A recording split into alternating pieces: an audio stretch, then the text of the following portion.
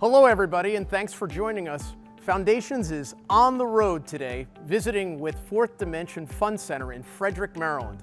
And with me is Brian Holzberger, the developer and owner of this new 45,000 square foot facility. Brian, thanks for being with us today. Thanks for having me.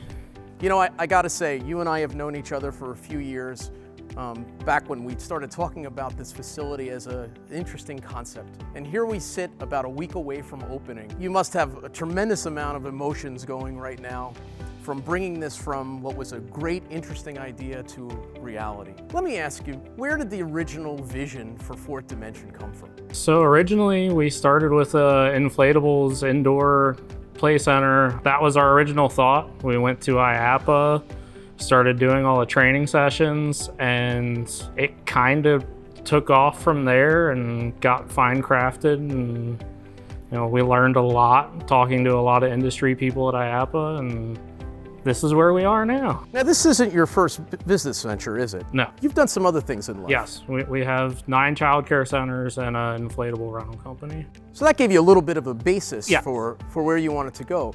But what about the marketplace here in Frederick? Were you seeing a need here that you felt you needed to fill? Oh, absolutely. And that we honestly saw it the most on the child care side. We didn't have anywhere that really worked on our field trips that the local economy could accommodate us as far as taking our school agers out and having a great time. There wasn't really any place to go. So you figured you were going to solve that problem yourself. Yep. Let's talk a little bit about the steps that you've taken to get yourself where you are today. Obviously, you had the concept, you felt the need and there was the desire for the market. How did you validate the marketplace itself? How did you confirm that this was the right market for this product? Well, we had done a lot of research with demographics, and then we went out and got an industry consultant who's sitting right next to me to help me validate it. So we went through and did our feasibility study, developed our master plans, and that gave us our leg up when it came time to go to the banks. Now, we're in a brand new building right now. This building was just built on your behalf, but this is a leased structure, correct? So give me a feel for your thoughts on leasing the building, let's say, versus owning one here in this market. I have no desire to own a building. I can tell you that much. Our lease is in an office park. We're not on the beaten path, but we're still close enough, and the demand is there that people are gonna find us. But you have a really unique situation here in that this was a build-to-suit structure, was it not? More or less. You were able to work with the developer. Yes, we were able to work with the developer on certain accommodations we needed on the outside of the building. They did give us some leeway there. Obviously, we're not their normal tenant, so we had to give and take a little bit there on both parts, but I think ultimately we came out with a great product. But you were able to solve the real estate opportunity and the location in what is essentially a brand new development. Oh, yes. Which is great because everything about this building is new. Yeah. But once those pieces were together, then it became a question of financing, wasn't it? Yes. So give us a little color around the financing process. Whew. All right, so take about 3 months, write a 40-page business plan, then go through the process with yourself and verify that everything in there is accurate, and then start shopping it around the banks. Thankfully, we found a lender that was willing to work with us, that was local, that had actually done a couple of other family entertainment centers and knew what the business structure was, what the business model was, and how to work with us. Now, this was a small business administration backed loan, Yes, correct? Correct. So, as I've always said to many people, particularly for our industry, that's typically one of the best directions that we can take because we have a government guarantee behind the lender that was willing to support the transaction.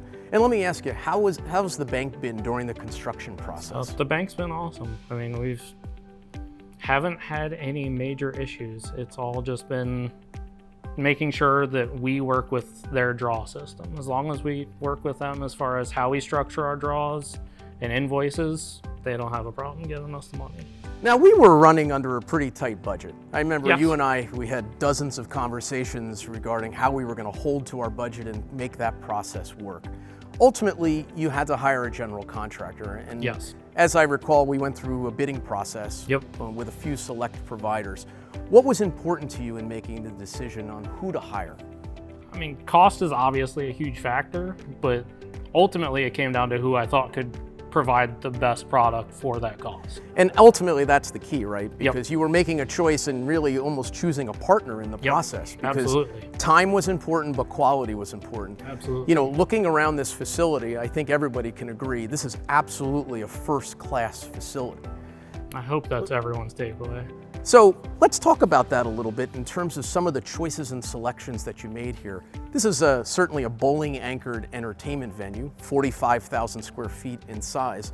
Why don't you share with us a little bit about some of the amenities that are here? So we've got 16 lanes of boutique bowling. That's obviously our anchor. We've got a 6,000 square foot arcade with 66 games in it, Laser Frenzy, XD Dark Ride, which I will say is everyone that is visited, that is their favorite attraction. It is pretty amazing. Our laser tag is top notch. Our restaurant, we actually hired a local chef who is running the show. We're turning out some top quality pizzas and burgers, and hopefully that will get the people in the door just as much as everything else we have going on. Now, Brian, I walked through the kitchen just recently, and that is quite a magical experience in there. Obviously, this isn't your first foray into the restaurant world. Give me a sense of sort of where you've been. So it is my first foray into the restaurant world. Our childcare centers all have commercial kitchens in it, so that's where that background came from. But ultimately, our whole restaurant was built around the idea of patrons don't come necessarily for top quality food. They come because the service is good. So if you can keep the turnaround times low, that's what keeps people coming back. So everything is so important today. Everything is built in that kitchen for speed. Well, I'm amazed at the efficiency level of how you've developed the line there. I mean, clearly that kitchen is capable of producing a lot of volume. Yes, and that is the goal. This is a facility that's designed for a lot of volume. I had a kitchen equipment vendor tell me that he would not spec my kitchen equipment because it was built for a small stadium. To which I responded, well, did you look at the drawings for the building? It's kind of what I'm doing. Well, how many seats do you have here when you think about all of the areas between bowling, bar, and traditional dining? And the event rooms. And the event rooms. So total seating is 398 people, and that's a lot of amount. Just imagine during the high volume periods, that kitchen's really going to be humming tremendously. Exactly. Can we talk a little bit about the style of the facility? You know, I see some really dynamic elements in here. We've got incredible ceiling elements involved, beautiful metal surfaces, a little bit of industrial chic going on at the same time. What was your vision? Everything's got a little bit of homage to Back to the Future is where all of it came from. Obviously in Back to the Future, there's a lot of futuristic, there's a lot of industrial. So that's a lot of it got pulled from those two elements, and that's how it all got pulled together. I'm really impressed at the color palette and most importantly, the lighting within the facility. Lighting. How big a role did you take in the overall design aspects and the decisions associated with designing the facility? I had a lot of oversight into that. I'm not the type of person to be hands-off, as you know. Some of our ceiling elements I actually built myself because we didn't have enough of them. So let's drill down into that for a second. You know, I learn more and more about you on a daily basis, about your handiwork of sorts. You basically said to yourself, we need more thematic components in the facility, so I'm going to build them. Who had the time to actually execute on all of that? There's no time for anything in this world, but that was a day and a half that I either felt that we were removing the ceiling elements or I was going to build them and they were going in. So I took the day and a half and I built them. That's pretty fantastic. Edge to edge, what do you think the timeline was for the construction process here, from the day the contractor really got started to what is essentially now a week before opening? So we're closing in on 6.5 months right now. 6.5 months of construction. Yeah. And you took the building essentially from what I'll call the cold dark shell of sorts and carried it all the way through. Yep. So there was a transition period from the original developer into your own operation itself. Correct. And you had to essentially balance that situation of when they were stopping and when you were starting. Yeah, as soon as they had everything closed in and could be locked, that's when it got turned over to us. So I'm sure you're going to tell me, Brian, that once you hit the go button, everything went perfectly smooth. Yeah, absolutely. Over the last 6.5 months, there was no hiccups or anything else that happened along the way. Give us the reality. What's it like? What's it like which to be hiccups in the would trench? you like to know about? There have been so many. So the loft area that we're currently sitting on was originally planned to be 17 inches high. It ended up needing to be 12 inches high. Oh, wow. So a big adjustment there. Yeah, thankfully we caught that one before it was built. Okay. We had 400 linear feet of drywall across the front of the building that wasn't called out on the plans. We had to audible, find a way to make it happen. Our GC was a great partner in that, helped us find a way to do that that was the most cost effective that we could. Fantastic. So the GC was working with you here Correct. to look for the solutions. Correct. And ultimately, in any project, there's always going to be those circumstances that happen, and you've got to come to some sort of conclusion over it. So you were hands-on through the entire process. Yes. Let me ask you, how many days were you on this site during construction? What days haven't I been on site during construction? I think those are a lot more common, or a lot less common. Basically, you were here all the time. My project manager told me that me and my super drink coffee every morning and drink beers together every night. So that should give you an idea of how often I'm here. Is it fair to say that you know where every nut and bolt is located in this building? Yeah. That also must give you a tremendous amount of reassurance, knowing that as you move into the operating phase, you know how the whole place was put together.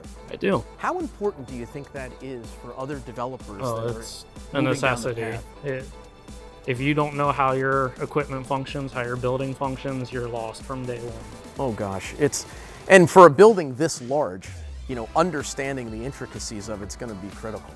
Yes. Now you've got a really exciting and unique layout here. 45,000 square feet is a big building, but this one's even more unique in the shape of the structure itself. Correct. We've got a pretty noticeable rectangle in place. What was your vision here in terms of how the facility flowed?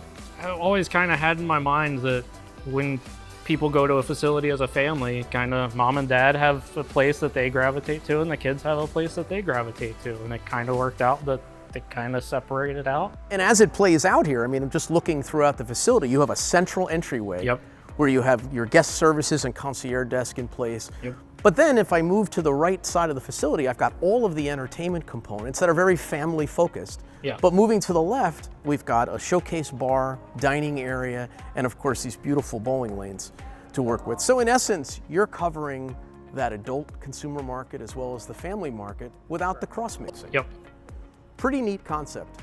Thank you. I think it offers a tremendous amount for people that really sometimes want a little of that separation from the family, right? Yes, absolutely. And to that end, we've even had liquor laws changed in the state or in our county, so that we can have people with the ability to walk around with a drink, go spend time with their family while they're playing in the arcade. They don't have to stay in a restaurant. That's not their only choice. Oh, you know what? That's a pretty neat direction to take. So give us a little feel. You obviously had the vision, you've executed on the vision. Who do you see as the consumer base? Who are we trying to attract and approach in the greater Frederick, Maryland corridor? Everybody. That was always my goal. I do a lot of stuff with my parents and my kids all together, and I wanted to have a place where I could do that.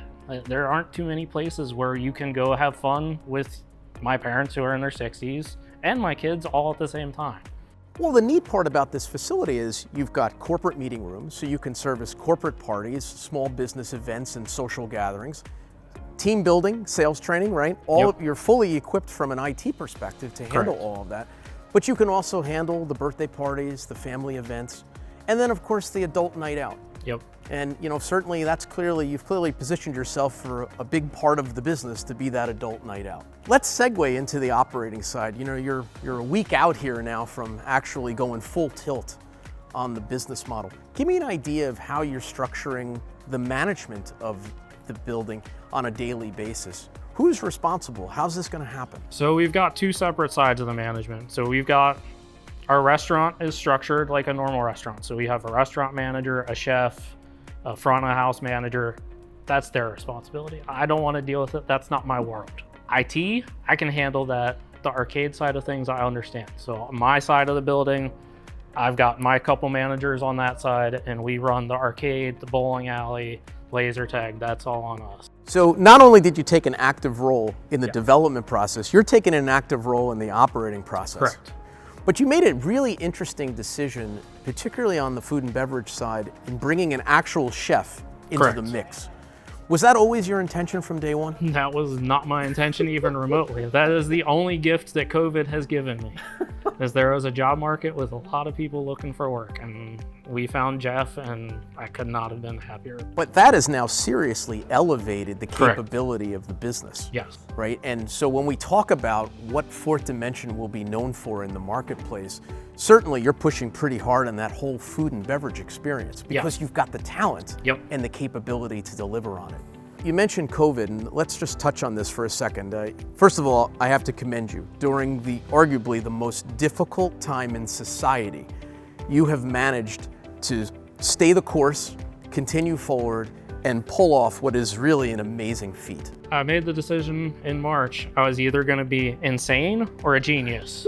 There was no in between. COVID, obviously, pretty serious set of conditions. Are you prepared and ready to launch the facility during COVID conditions? Yes, we understand all of our tables are socially distanced. We know that our bowling alley will have to operate on every other lane. It's unfortunate that that's the circumstances we have to open in, but we want to get people in our doors, and we want to provide the experience that we always imagined for our customers or our guests. Well, there's been a lot of talk about, and now that the discussion over vaccine is now fully a public issue, give us your thoughts on where do you see the timeline rolling out going forward where COVID starts to diminish over time? You think we're looking at a 6-month window here, a 9-month window? Realistically, I think we're probably looking at summer of next year before we really start to get back to normal.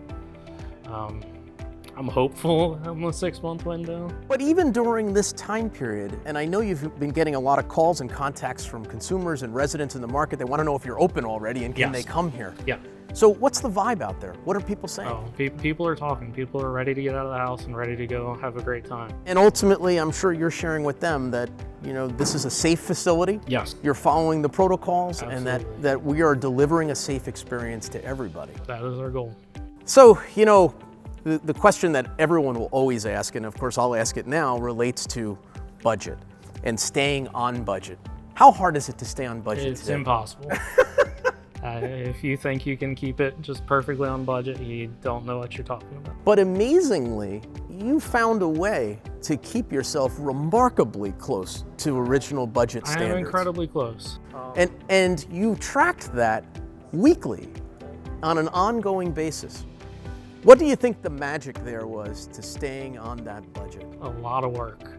There was not anything in here that did not have my blood, sweat, and tears going into it. So this is a really important point because, one of the things I've observed over the years in the industry is that sometimes we're not always paying attention to the little details and we're relying on other people to just make things happen. But in your case, you were on this job site every day. Yep. You were actually reading and understanding the plans and going through all the details with your contractors. Correct. The big issue always comes down to the what ifs, right? When you discover a problem, you discover a situation, how do you solve it? Did you find yourself in the middle of all of those conversations on the solutions? Oh, always. If I'm not a part of the solution, then I'm a part of the problem. Well, ultimately, you mentioned a number of items that you had to work harder on, but still, you didn't give up any of the look and feel and finish within the business, but yet you altered some of the items in the venue, some of the original specifications. We had to. We had to value engineer and make things more achievable. There was a lot of ceramic that was called for that just couldn't be accommodated with our original budget. LVT is a great substitute and still has all the look and the feel, but it's a heck of a lot easier to put down and a heck of a lot easier to replace too. Those are the key issues because maintenance is the next issue. So when I look around the facility, I look at all the materials that you selected here and I said to myself, this is a really well thought out venue, not just for how it looks today, but really how it will be maintained over time. I hope so. And you're delivering a first class appearance, but as we all know in the industry, it's not always about day one. It's about, 6 months down the road, 12 months down the road. Absolutely. That becomes the important part of how does it look then? And I can tell, between the surfaces and the color palette that's involved here, this facility is going to wear well. Let me ask you, how long do you think a consumer might stay on this property when they come to visit? 2.5 hours.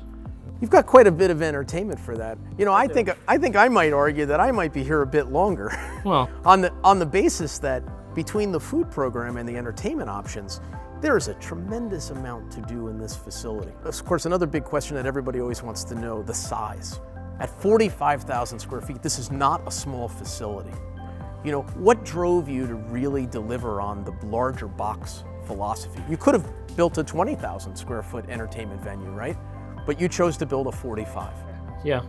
Ultimately, a decision was made, again, for what we discussed. I want to have something for everybody. If you restrain yourself to 20,000 square feet, I don't know how you're going to accommodate having something for everyone in the family to enjoy.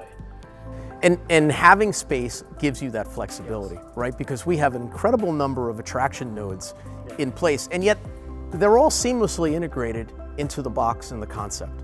And what I also loved about this facility, walking through and finally seeing the finished product, is a lot of the mural work. Yes. So give me an idea here. You know, some people just rely strictly on signage, but you went a step further and you moved into the mural process. What's involved there? That was Creative Works, actually. They came up with the mural that they wanted to paint. Came up with a great idea for the laser tag entryway. I was totally on board with it.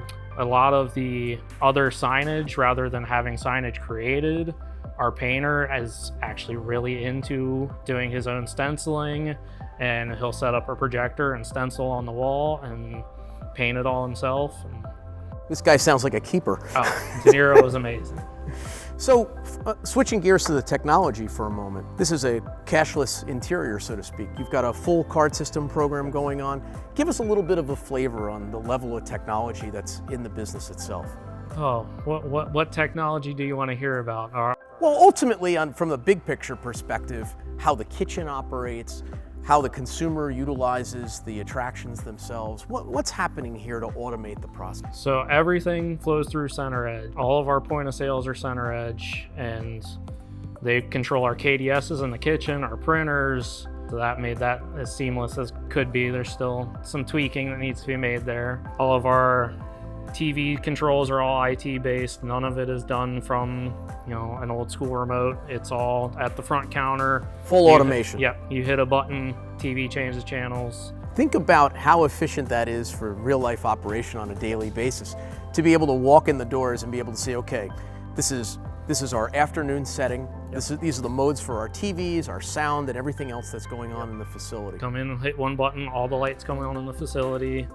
Don't have to walk around and flip light switches. It's all automated at the front desk. A little bit more money spent on the front end. Yes. But a lot of value on the back end in that regard. And as you and I just experienced today, and even testing the fire safety system here, what goes on in the facility when that fire safety system triggers? So the fire safety system has to trip the shunt breaker that turns off all of the arcade games in the facility. It has to turn all the white lights on in the facility. It's not a small task.